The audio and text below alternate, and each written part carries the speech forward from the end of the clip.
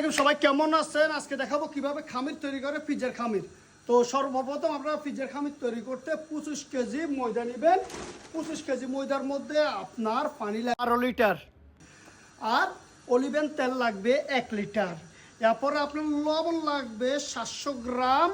এরপরে আপনার চিনি লাগবে 350 গ্রাম। ইস্ট লাগবে আপনার, যদি গরমকাল হয় তাহলে 42 গ্রাম, আর যদি শীতকাল হয় তাহলে একটু বাড়াই দিবেন, 63 গ্রাম 65 গ্রাম দিতে পারবেন, কোনো সমস্যা নাই গা। কিন্তু সবসময় মনে রাখবেন অলিভেন অয়েলটা আপনারা বেশি ইউজ করার চেষ্টা করবেন, এটা মনে রাখবেন। এটা তৈরি করবো, প্রথমে আমি পানি দিব, এই যে অরিজিনাল অলিভেন তেল দিব, চিনি দিব, লবণ দিব, ইস্ট দিব, হেফে লেবিত এরকম একটা নেবেন, নিয়ে এটা দিয়ে ভালো করে লাগাবেন।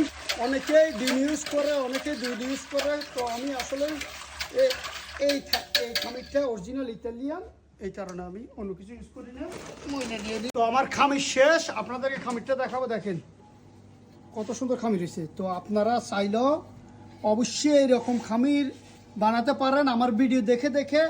আর অবশ্যই যদি, তো খোদা হাফেজ, ভালো থাকেন, আসসালামু আলাইকুম।